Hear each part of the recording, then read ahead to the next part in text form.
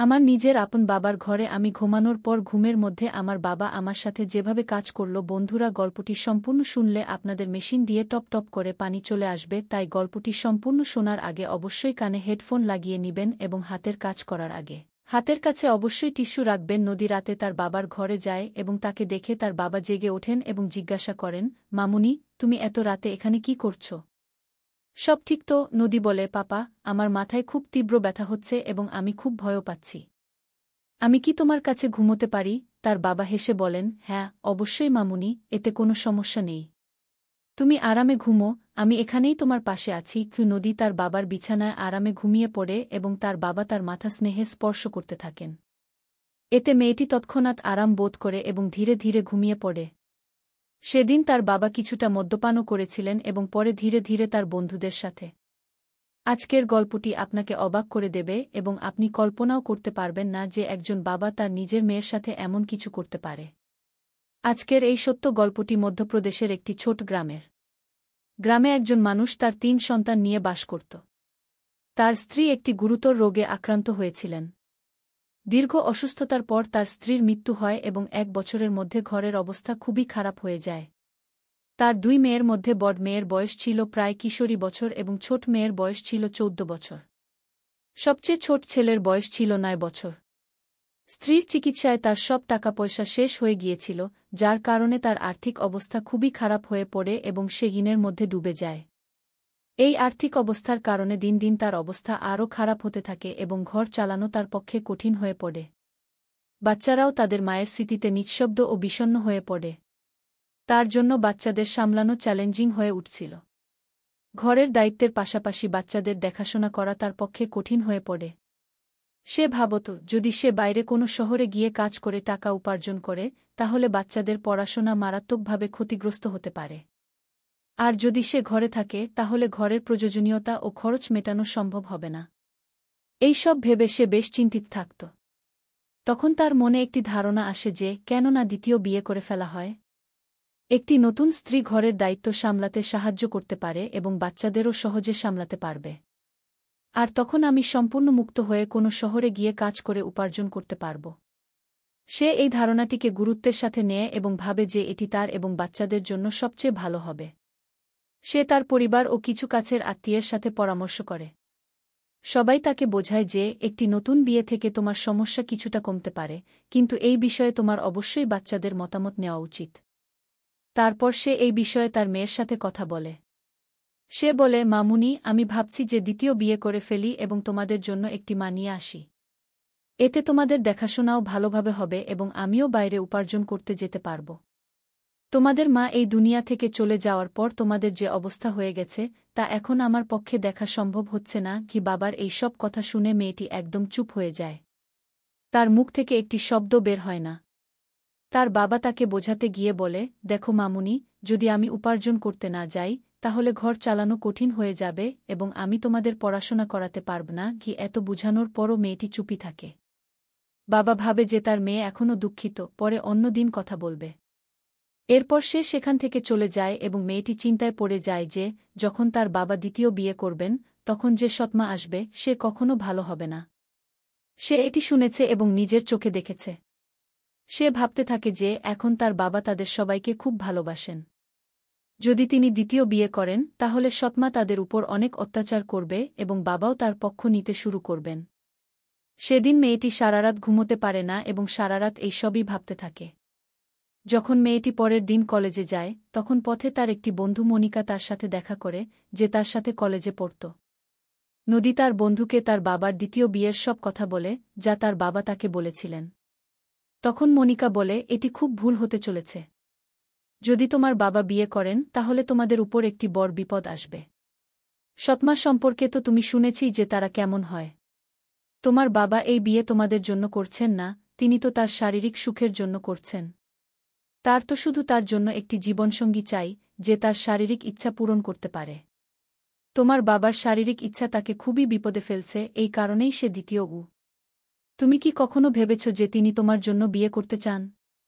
তিনি তো শুধু নিজের ইচ্ছা পূরণের জন্য একটি মেয়ে চান। নদী তার বন্ধু মনিকার কথা শুনে খুবই বিব্রত বোধ করে এবং নদী মনে করে যে তার বাবা অবশ্যই বিয়ে করবেন।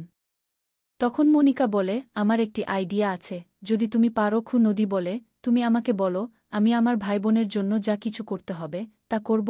তার বন্ধু মনিকা বলে, তোমার বাবা শুধু দেহ চান, যদি তুমি তোমার বাবাকে দেহ দিতে পারো তাহলে তার আর বিয়ের প্রয়োজন হবে না এবং তিনি আর কখনো বিয়ের কথা ভাববেনও না। তারপর নদী এই কথা গভীরভাবে ভাবতে শুরু করে এবং এই সিদ্ধান্তে পৌঁছায় যে তাকে যা কিছুই করতে হোক না কেন সে কখনো তার ভাইবোনকে ধ্বংস হতে দেবে না। এখন নদী স্থির করেছে যে কোনো মূল্যে সে তার বাবার বিয়ে হতে দেবে না। কলেজ থেকে ফেরার সময় তার সন্ধ্যা হয়ে যায়, কারণ সে কলেজের পর তার বন্ধুর সাথে অনেকক্ষণ কথা বলছিল। তারপর সে বাড়ি এসে খাবার বানাতে শুরু করে এবং তার ভাইবোনকে খাওয়ানোর পর তাদের নিজ নিজ ঘরে ঘুমাতে পাঠায়। পরে সে নিজেও খাবার খেয়ে তার বাবার বিছানায় শুয়ে পড়ে। কিছুক্ষণ পর সেই মেয়ের বাবা আসে। যখন সে দেখে যে তার মেয়ে তার বিছানায় শুয়ে আছে, তখন সে তাকে জিজ্ঞাসা করে, মেয়েটা, কি হয়েছে? তুমি এখানে কি করছ? তুমি ঠিক তো? নদী বলে, বাবা, আমার মাথায় খুব ব্যথা হচ্ছে এবং আমি ভয়ও পাচ্ছি, তাই আজ রাতে আমি তোমার সাথে ঘুমাতে চাই। নদীর কথা শুনে বাবা বলে, কোনো সমস্যা নেই মামুনি, তুমি আরামে ঘুমাও। এবং সে রান্নাঘরে খাবার খেতে যায় এবং খাওয়ার পর কিছুটা মদ্যপানও করে। এরপর সে তার বিছানায় এসে শুয়ে পড়ে। একপাশে নদী শুয়ে ছিল এবং অন্য পাশে তার বাবা, কিন্তু তাদের দুজনের উপর আলাদা আলাদা কম্বল ছিল। রাত 1টা বেজে গিয়েছিল, কিন্তু নদীর চোখে ঘুম একদমই ছিল না। তার মাথায় তার বন্ধু মনিকার কথা এবং সৎমায়ের ছবি ঘুরছিল। যখন নদী ভাবনার জগৎ থেকে বেরিয়ে আসে, তখন সে দেখে যে তার বাবা গভীর ঘুমে ঘুমিয়ে পড়েছে। তারপর সে ভয় পেয়েছে এমন ভান করে তার বাবার কম্বলের নিচে গিয়ে তার কাছাকাছি হয়ে যায়। কিছুক্ষণ পর নদী ধীরে ধীরে তার বাবার আরও কাছাকাছি হতে থাকে। মদ্যপানের কারণে তার বাবাও মাতাল হয়ে পড়ে এবং যখন তার জ্ঞান ফেরে, তখন তার ভেতরের শয়তান জেগে উঠেছিল এবং সে নিজেকে থামাতে পারেনি। এরপর তারা দুজনেই তাদের এই সম্পর্ক ভুলে গিয়ে কয়েকবার শারীরিক সম্পর্কে লিপ্ত হয়। পরের দিন সকালে ঘুম থেকে উঠে তারা দুজনেই খুব খুশি ছিল। তাদের কোনো ধরনের লজ্জা বা অনুশোচনা ছিল না। এরপর এই সিলসিলা নিত্যদিন চলতে থাকে। এখন নদীও এর প্রতি আসক্ত হয়ে পড়েছিল। যখনই তাদের ইচ্ছা হতো তারা তাদের কামনা পূরণ করত। এভাবে দিন মাসে পরিবর্তিত হতে থাকে এবং জানিয়ে রাখা হয়েছে যে 5 মাস কেটেছে তা টেরই পাওয়া যায়নি। তারপর একদিন নদীর স্বাস্থ্য খারাপ হয়ে যায়। সে বমি এবং মাথা ঘোরানো শুরু করে। পরে সে চেকআপের জন্য ডাক্তারের ক্লিনিকে যায়। যখন তার রিপোর্ট আসে তখন তার পায়ের নিচে মাটি সরে যায়। ডাক্তার তাকে বলে যে সে 2 মাসের গর্ভবতী। তার গ্রামের একটি মহিলা সেই ক্লিনিকে পরিষ্কার পরিচ্ছন্নতার কাজ করত।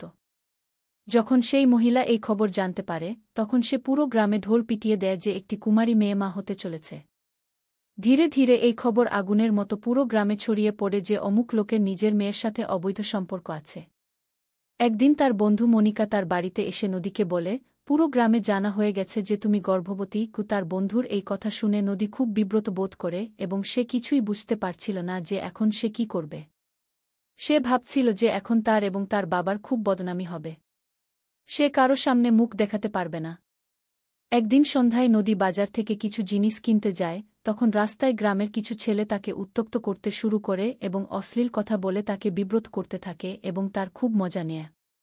নদী খুব লজ্জা পায় এবং জিনিস কিনে বাড়ি ফিরে আসে। বাড়ি ফিরে সে রাতের খাবার বানাতে শুরু করে এবং খাবার বানিয়ে তার ভাইবোন এবং বাবাকে খাওয়ানোর পর তার রুমে চলে যায়।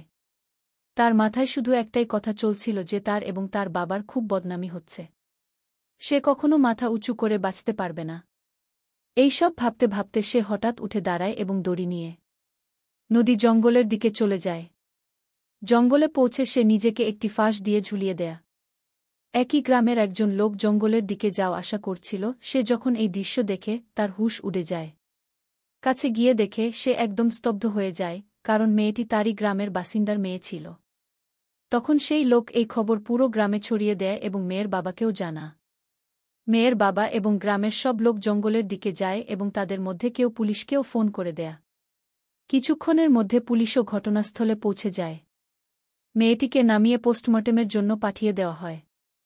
যখন পুলিশ জিজ্ঞাসাবাদ শুরু করে, তখন লোকেরা জানায় যে মেয়েটি গর্ভবতী ছিল এবং এ কারণেই সে আত্মহত্যা করেছে। একজন লোক আরও জানায় যে এই মেয়ের নিজের বাবার সাথে অবৈধ সম্পর্ক ছিল এবং যে বাচ্চা তার গর্ভে ছিল সেটিও তার বাবার। লোকেরা নানা রকম কথা বলছিল এবং বলছিল যে ঈশ্বর যেন কাউকে এমন বাবা না দেন। পুলিশ তাকে গ্রেফতার করে থানায় নিয়ে যায় এবং তাকে শাস্তি দেওয়া হয়। বন্ধুরা, ভিডিওটি যত বেশি সম্ভব শেয়ার করুন যাতে মানুষ এই ধরনের ঘটনা সম্পর্কে সচেতন থাকে। ভিডিওটি ভালো লাগলে লাইক ও শেয়ার করতে ভুলবেন না। এমনই মনোমুগ্ধকর গল্প শোনার জন্য চ্যানেলটি সাবস্ক্রাইব করুন। ধন্যবাদ।